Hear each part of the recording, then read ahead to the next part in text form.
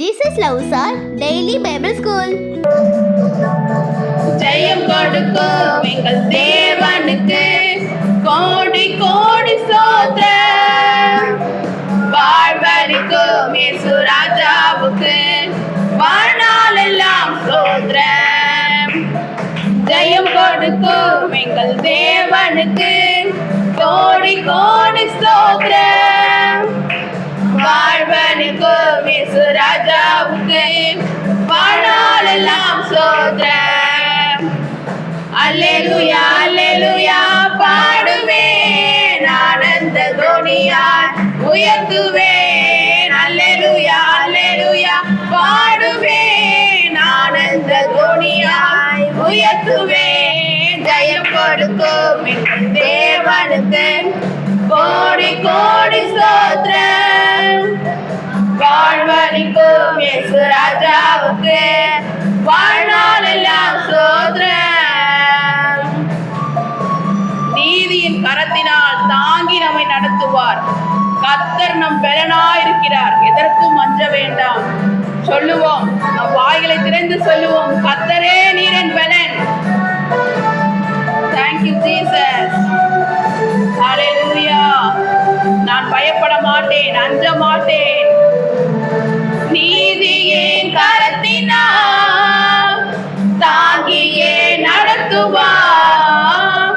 நீதியின் கரத்தினால் தாங்கியே நடத்துவார்.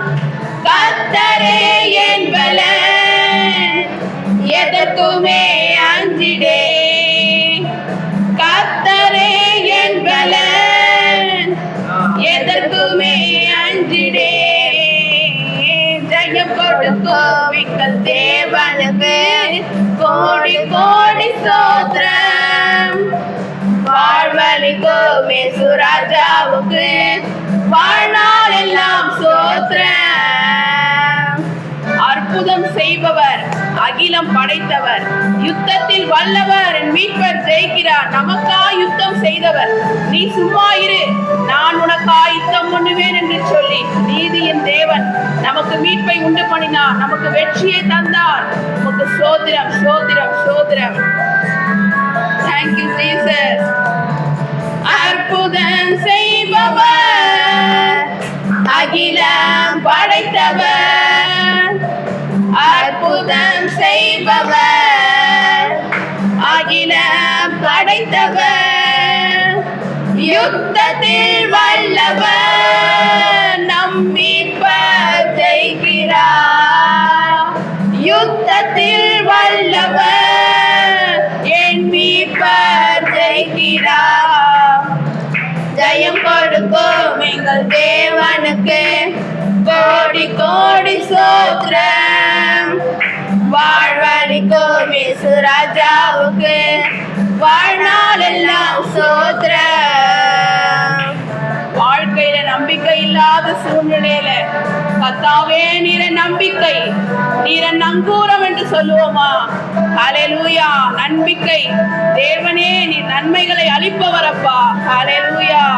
வார்த்தை அனுப்பி மகிமைப்படுத்துவார். நீதிமான்களை மகிமைப்படுத்தும் தேவன் அவர். ஆமென். நம்பிக்கை தேவனே, ஆமென். நன்மைகள் அளிப்பவர். நம்பிக்கை தேவனே, உயர்த்தி உயர்த்தி நன்மைகள் அளிப்பவர். வார்த்தையை அனுப்பியே மகிமைப்படுத்துவார். வார்த்தையை அனுப்பியே மகிமைப்படுத்துவார். ஜெயம் கொடுக்கும் எங்கள் தேவனுக்கு கோடி கோடி ஸ்தோத்திரம். வாழ்வளிக்கும் இயேசு ராஜாவுக்கு வாழ்நாள் எல்லாம் ஸ்தோத்திரம். ஜெயம் கொடுக்கும் எங்கள் தேவனுக்கு கோடி கோடி ஸ்தோத்திரம். வாழ்வளிக்கும் இயேசு ராஜாவுக்கு வாழ்நாள் எல்லாம் ஸ்தோத்திரம். எங்கள் வாழ்நாள் எல்லாம் ஸ்தோத்திரம். ஹல்லேலூயா ஹல்லேலூயா ஹல்லேலூயா. கர்த்தாவே அப்பா, எவ்வளோ சூழ்நிலைகள் கர்த்தாவே ஆண்டவரே, ஆறுகளிலே நடந்தோம், அது எங்கள் மேல் புரளாமல் காத்து கொண்டீரப்பா. அக்னியில் நடந்தோம், அக்னி ஜுவாலை எங்கள் பேரிலே பற்றாமல் காத்து கொண்டீரப்பா. ஆண்டவரே, அந்த புகை ஸ்மெல்லு கூட எங்கள் மேலே ஆண்டவரை வராதபடிக்கு எங்களை பாதுகாத்து எங்களுக்கு ஜெயம் கொடுத்த தேவனுக்கு கோடி கோடி கோடி சோதரங்களை ஏறெடுக்கிறோம் ஆண்டவரே. 23ஆம் அதிகாரம் 1ஆம் வசனம். பவுல் ஆலோசனை சங்கத்தாரை உற்று பார்த்து, சகோதரரே, இந்நாள் வரைக்கும் எல்லா விஷயங்களிலும் நான் நல் மனசாட்சியோடே தேவனுக்கு முன்பாக நடந்து வந்தேன் என்று சொன்னான். 2ஆம் வசனம். அப்பொழுது பிரதான ஆசாரியனாகிய அனனியா அவனுக்கு சமீபமாய் நின்றவர்களை நோக்கி, இவன் வாயில் அடியுங்கள் என்று கட்டளையிட்டான். 3ஆம் வசனம். அப்பொழுது பவுல் அவனை பார்த்து, வெள்ளையடிக்கப்பட்ட சுவரே, தேவன் உம்மை அடிப்பார். நியாயப்பிரமாணத்தின்படி என்னை நியாயம் விசாரிக்கிறவராய் உட்கார்ந்திருக்கிற நீர் நியாயப்பிரமாணத்திற்கு விரோதமாய் என்னை அடிக்க சொல்லலாமா என்றான். 4ஆம் வசனம். சமீபத்தில் நின்றவர்கள் தேவனுடைய பிரதான ஆசாரியரை வைகிறாயா என்றார்கள். 5ஆம் வசனம். அதற்கு பவுல், சகோதரரே, இவர் பிரதான ஆசாரியர் என்று எனக்கு தெரியாது. உன் ஜனத்தின் அதிபதியை தீது சொல்லாயாக என்று எழுதியிருக்கிறதே என்றான். 6ஆம் வசனம். பின்பு அவர்களில் சதுசேயர் ஒரு பங்கும் பரிசேயர் ஒரு பங்குமாயிருக்கிறார் என்று பவுல் அறிந்து, சகோதரரே, நான் பரிசேயனும் பரிசேயனுடைய மகனுமாயிருக்கிறேன். மரித்தோருடைய உயிர்த்தெழுதலை பற்றிய நம்பிக்கையை குறித்து நான் நியாயம் விசாரிக்கப்படுகிறேன் என்று ஆலோசனை சங்கத்திலே சத்தமிட்டு சொன்னான். 7ஆம் வசனம். அவன் இப்படி சொன்னபோது பரிசேயருக்கும் சதுசேயருக்கும் வாக்குவாதம் உண்டாயிற்று. கூட்டம் இரண்டாக பிரிந்தது. 8ஆம் வசனம். என்னதினாலென்றால் சதுசேயர் உயிர்த்தெழுதல் இல்லை என்றும் தேவதூதனும் ஆவியும் இல்லை என்றும் சொல்லுகிறார்கள். பரிசேயரோ அவ்விரண்டும் உண்டென்று ஒப்புக்கொள்ளுகிறார்கள். 9ஆம் வசனம். ஆகையால் மிகுந்த கூக்குரல் உண்டாயிற்று. பரிசேய சமயத்தாரான வேத பாரகரில் சிலர் எழுந்து, இந்த மனுஷனிடத்தில் ஒரு பொல்லாங்கையும் காணோம். ஒரு ஆவி அல்லது ஒரு தேவ தூதன் இவனுடனே பேசினதுண்டானால் நாம் தேவனுடனே போர் செய்வது தகாது என்று வாதாடினார்கள். 10ஆம் வசனம். மிகுந்த கலகம் உண்டான போது பவுல் அவர்களால் பீருண்டு போவான் என்று சேனாபதி பயந்து, போர் சேவகர் போய் அவனை அவர்கள் நடுவிலிருந்து இழுத்து கோட்டைக்கு கொண்டு போகும்படி கட்டளையிட்டான். 11ஆம் வசனம். அன்று ராத்திரியிலே கர்த்தர் பவுலின் அருகே நின்று, பவுலே, திடன்கொள், நீ என்னை குறித்து எருசலேமிலே சாட்சி கொடுத்தது போல ரோமாவிலும் சாட்சி கொடுக்க வேண்டும் என்றார். 12ஆம் வசனம். விடியற் காலமான போது யூதரில் சிலர் ஒருமித்து தாங்கள் பவுலை கொலை செய்யும் அளவும் புசிப்பதுமில்லை குடிப்பதுமில்லை என்று சபதம் பண்ணி கொண்டார்கள். 13ஆம் வசனம். இப்படி கட்டுப்பாடு பண்ணி கொண்டவர்கள் 40 பேருக்கு அதிகமாயிருந்தார்கள். 14ஆம் வசனம். அவர்கள் பிரதான ஆசாரியரிடத்திலும் முப்பர்களிடத்திலும் போய், நாங்கள் பவுலை கொலை செய்யும் அளவும் ஒன்றும் புசிப்பது இல்லை என்று உறுதியான சபதம் பண்ணி கொண்டோம். 15ஆம் வசனம். ஆனபடியினால் நீங்கள் ஆலோசனை சங்கத்தாரோடே கூட போய் அவனுடைய காரியத்தை அதிக தீட்டமாய் விசாரிக்க மனதுள்ளவர்கள் போல சேனாபதிக்கு காண்பித்து, அவர் நாளைக்கு அவனை உங்களிடத்தில் கூட்டிக் கொண்டு வரும்படி அவரிடத்தில் கேட்பீர்களாக. அவன் கிட்டே வருகிறதுக்குள்ளே நாங்கள் அவனை கொலை செய்ய ஆயத்தமாயிருப்போம் என்றார்கள். 16ஆம் வசனம். இந்த சற்பனையை பவுலுடைய சகோதரியின் குமாரன் கேள்விப்பட்டு கோட்டைக்குள்ளே போய் பவுலுக்கு அறிவித்தான். 17ஆம் வசனம். அப்பொழுது பவுல் 100க்கு அதிபதிகளில் ஒருவனை அழைத்து, இந்த வாலிபனை சேனாபதியிடத்துக்கு கூட்டிக் கொண்டு போவும். அவரிடத்தில் இவன் அறிவிக்க வேண்டிய ஒரு காரியம் உண்டு என்றான். 18ஆம் வசனம். அந்தப்படியே அவன் இவனை சேனாதிபதியிடத்துக்கு கூட்டி கொண்டு போய், காவலில் வைக்கப்பட்டிருக்கிற பவுல் என்னை அழைத்து, உமக்கு ஒரு காரியத்தை சொல்ல வேண்டுமென்றிருக்கிற இந்த வாலிபனை உம்மிடத்துக்கு கொண்டு போகும்படி என்னை கேட்டுக்கொண்டான் என்றான். 19ஆம் வசனம். அப்பொழுது சேனாபதி அவனுடைய கையை பிடித்து தனியே அழைத்து கொண்டு போய், நீ என்னிடத்தில் அறிவிக்க வேண்டிய காரியம் என்னவென்று கேட்டான். 20ஆம் வசனம். அதற்கு அவன், யூதர்கள் பவுலின் காரியத்தை அதிக திட்டமாய் விசாரிக்க மனதுள்ளவர்கள் போல, நீர் நாளைக்கு அவனை ஆலோசனை சங்கத்தாரிடத்தில் கொண்டு வரும்படி உம்மை வேண்டிக் கொள்ள உடன்பட்டிருக்கிறார்கள். 21ஆம் வசனம். நீர் அவர்களுக்கு சம்மதிக்க வேண்டாம். அவர்களில் 40 பேருக்கு அதிகமானவர்கள் அவனை கொலை செய்யும் அளவும் தாங்கள் புசிப்பதுமில்லை குடிப்பதுமில்லை என்று சபதம் பண்ணிக்கொண்டு அவனுக்கு பதிவு இருந்து உம்முடைய உத்தரவுக்காக இப்பொழுது காத்து கொண்டு ஆயத்தமாயிருக்கிறார்கள் என்றான். 22ஆம் வசனம். அப்பொழுது சேனாபதி, நீ இவைகளை எனக்கு அறிவித்ததற்காக ஒருவனுக்கும் சொல்லாதே என்று கட்டளையிட்டு வாலிபனை அனுப்பிவிட்டான்.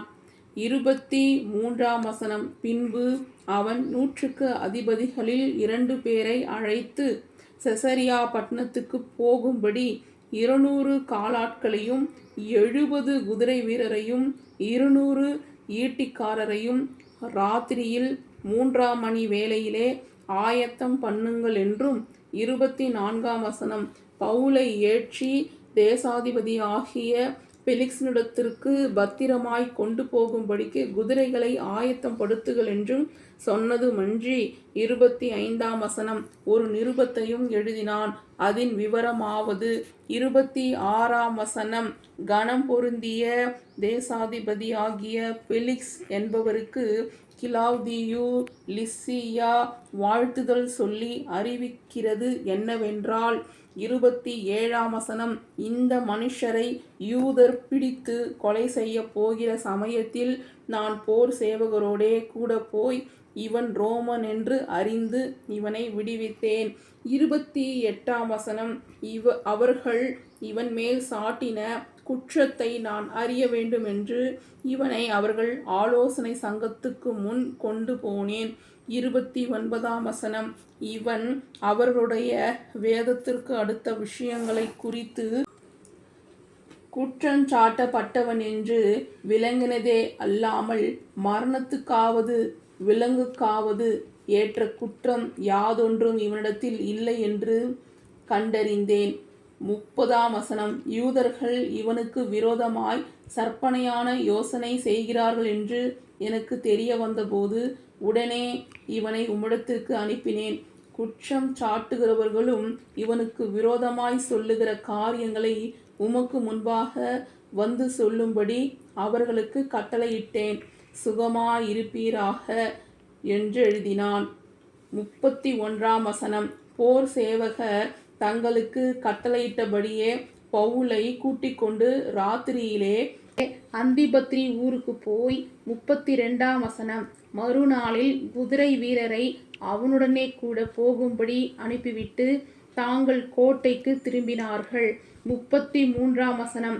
அவர்கள் செசரியா பட்டணத்தில் சேர்ந்து நிருபத்தை தேசாதிபதியினிடத்தில் கொடுத்து பவுலையும் அவன் முன்பாக நிறுத்தினார்கள்.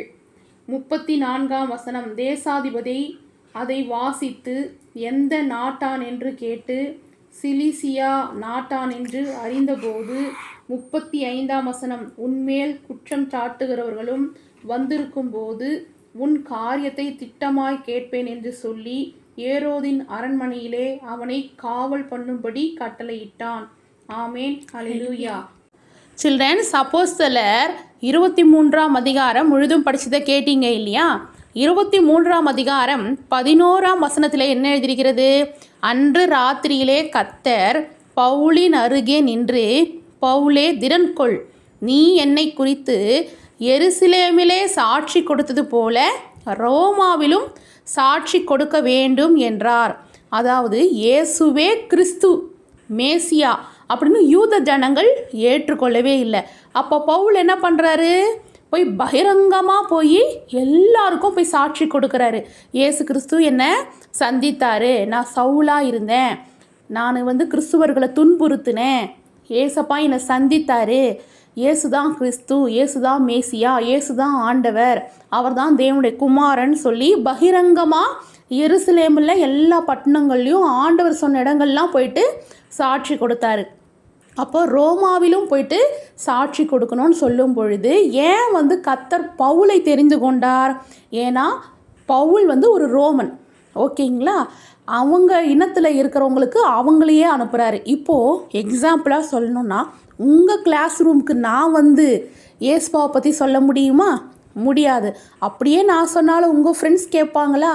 ஆனால் உங்கள் கிளாஸ் ரூமில் உங்கள் ஃப்ரெண்டுக்கிட்ட நீங்கள் சொல்லலாம் இல்லையா? உங்கள் ஃப்ரெண்டுக்கு அவங்க சூழ்நிலைக்கு ஏற்றது போல் நீங்கள் ஏசப்பாவை இன்ட்ரடியூஸ் பண்ணலாம், ஏசப்பாவை அறிமுகப்படுத்தலாம். ஏசப்பா நம்ம வாழ்க்கையில் எவ்வளோ நன்மைகள் செஞ்சுருக்கிறாங்க, நம்ம நினைக்கிறதற்கும் வேண்டுவதற்கும் மிக அதிகமாக நமக்கு செய்கிறாங்க இல்லையா? அப்போ உங்கள் ஃப்ரெண்ட்ஸுங்களுக்கும் சொன்னீங்கன்னா அந்த ஆசீர்வாதத்தை அவங்களும் பெற்றுக்கொள்வாங்க இல்லையா? சமயம் வாய்த்தாலும் சமயம் வாய்க்காவிட்டாலும் திருவசனத்தை ஜாக்கிரதையாக நீங்கள் சொல்லுங்கள். கர்த்தர் உங்களை அளவில்லாமல் ஆசீர்வதிப்பாங்க. ஓகேவா சில்ட்ரன்ஸ்? பவுலை கொலை செய்யும் அளவும் தாங்கள் புசிப்பதும் இல்லை குடிப்பதும் இல்லை என்று சபதம் பண்ணியது எத்தனை பேர்?